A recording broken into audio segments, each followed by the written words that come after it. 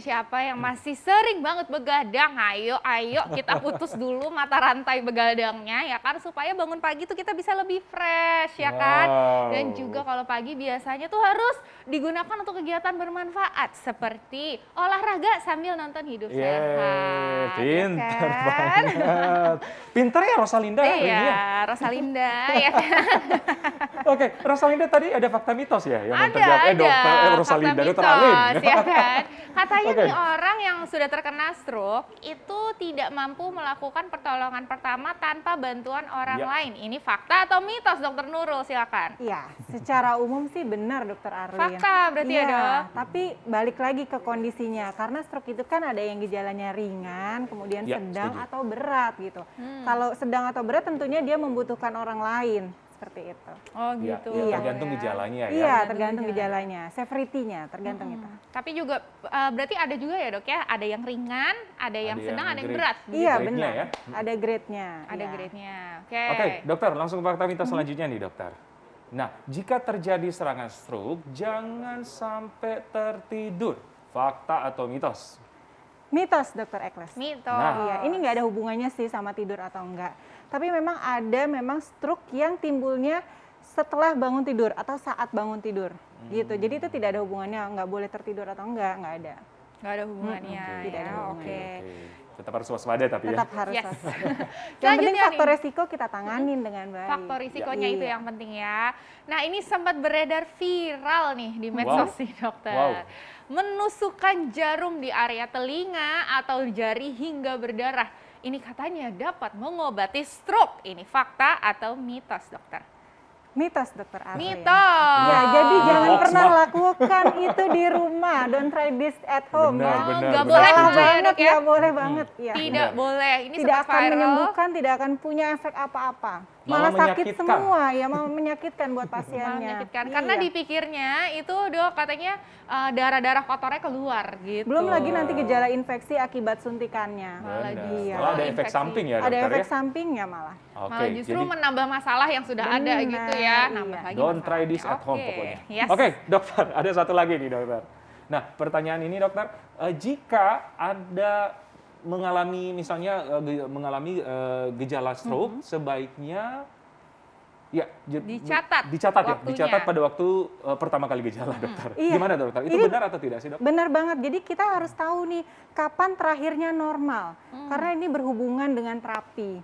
Ya, time is brain. Jadi semakin cepat kita obati itu semakin baik. Ada jutaan sel saraf yang bisa kita selamatkan ketika kita pengobatannya dengan cepat. Nah, misalnya gini, ada stroke penyumbatan nih ya. Kemudian pada pembuluh darah besarnya. Nah, ketika kita obati dengan segera, ada obat namanya trombolisis, jadi pengencer darah yang lewat infus, Ya. di mana itu golden periodnya itu hanya 4,5 jam. Lebih dari 4,5 jam sudah tidak bisa diberikan. Nah, si trombolisis ini tadi itu sangat memperbaiki atau menghancurkan penyumbatannya itu tadi, gitu. Jadi kita punya golden periodnya itu Iya, adalah 4 jam, 4,5 jam, 4,5 gitu ya. jam. Ya. Kalau misalnya masih di bawah 4,5 jam, si obat ini ya kan itu Masih untuk mengencerkan berfungsi. darah itu Iya, masih bisa masih ya dok berfungsi, ya. masih bisa dimasukkan. Tapi kalau lebih Penanganannya dari juga itu pasti nggak lebih bisa. optimal ya dok ya. Iya, benar. Oke. Jadi pada intinya kalau stroke itu sesegera mungkin, lebih cepat, lebih bagus ya? Iya, sesegera mungkin. Yes, gitu ya. Nah, selanjutnya nih dokter Ekles. Oke, ada fakta mitos nih, dokter. Ya. Jika terserang stroke, hingga tidak sadarkan diri, perlu dilakukan CPR. Fakta atau mitos? Oke, ini bisa dibilang fakta, bisa dibilang mitos dok. Sorry, saya agak di tengah-tengah. Karena gini, balik lagi kondisinya. CPR itu hanya dilakukan ketika ada henti jantung dan henti nafas. Ketika masih sadar, makanya ketika kita menemukan pasien tiba-tiba tidak sadar, kita cek dulu nih nadinya masih teraba atau tidak. Bisa di area tangan atau di area leher. Atau bisa juga kita raba di daerah dadanya nih, denyut jantungnya masih teraba enggak. Kemudian nafasnya, kita lihat nih dadanya mengembang enggak.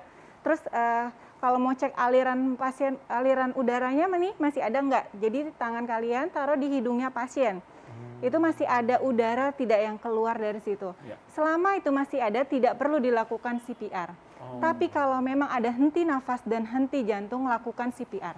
Oke. Seperti itu. Oke, Ya. nah itu jelas ya gitu ya. Ya. Jadi kalau misalnya stroke tiba-tiba jatuh terus udah gitu ternyata malah Separuh. separuh badan aja masih melek gitu ya dok ya. Itu langsung dibawa ke rumah sakit ya. Iya. Jangan dicoba-coba untuk pompa jantung dulu. Tapi kalau misalnya sudah mulai tidak Henti sadar sama jantung, sekali, henti nafas, jantung, harus henti CPR. nafas, Harus baru CPR. CPR ya. Ya. Jelas ya. Oke, nah ini dokter. Biasanya kan kita sifatnya kepo ya dok ya. Kalau misalnya ada yang jatuh gitu tiba-tiba, terus berkerumun gitu ya, pasti ada yang berteriak tuh, ayo ini harus dikasih minum, Ya. dikasih ini, dikasih itu gitu ya. Nah ini fakta atau mitos nih dokter? Tidak disarankan memberi makanan dan minuman kepada orang yang terserang stroke. Ini fakta atau mitos dokter? Ini fakta. Fakta. Iya. Kenapa demikian? Satu, kalau pasien tidak sadar, ketika kita berikan makan atau minum, dia akan masuk ke area paru-parunya. Nah, ini berbahaya. Kemudian yang kedua, Ya. sama seperti misalnya pasien sadar, tapi pasien ada kelemahan otot menelannya. Itu kan juga tidak boleh, karena ketika ada kelemahan otot menelan, dikasih makan atau minum, malah sama, masuknya ke area yang salah, bukan area pencernaannya. Gitu. Iya. Jadi baiknya sesegera mungkin aja dibawa ke yang ke rumah sakit. Ke rumah sakit. Iya. sakit. Atau bisa Pasien juga yang terdekat. telepon ambulan 112. Iya. Benar. Sambil menunggu 112 bantuan. dicatat. Iya. Ya, 112 Oke, ya. dokter, ada fakta mitos nih. Nah, katanya stroke tidak bisa disembuhkan. Fakta atau mitos, dokter? Mitos. Mitos. Ya. Jadi bisa disembuhkan dokter? Bisa, Bisa sangat dong. bisa. Ya. Ya, gimana dokter? Ya, jadi selain obat-obatan yang kita masukkan ada terapi setelah post stroke dengan fisioterapi rutin. Kalau Ya. misalnya pasien dengan kelemahan anggota gerak, maka dibutuhkan fisioterapi, okupasi terapi. Nah, kalau misalnya pasien tersebut ada gangguan bicara atau gangguan menelan, itu dibutuhkan terapi wicara dan terapi menelan. Jadi dengan latihan-latihan tersebut, itu akan menstimulasi otak kita untuk tumbuh sel-sel baru sehingga terjadi penyembuhan dan outcome yang baik. Oke, jadi bisa disembuhkan. Bisa disembuhkan. Bisa disembuhkan, jangan khawatir ya. Para penyintas stroke juga tetap semangat ya. Tetap semangat menjalani, dong. terapinya juga harus tetap semangat, keluarganya pun juga harus tetap semangat. Nah, Iya.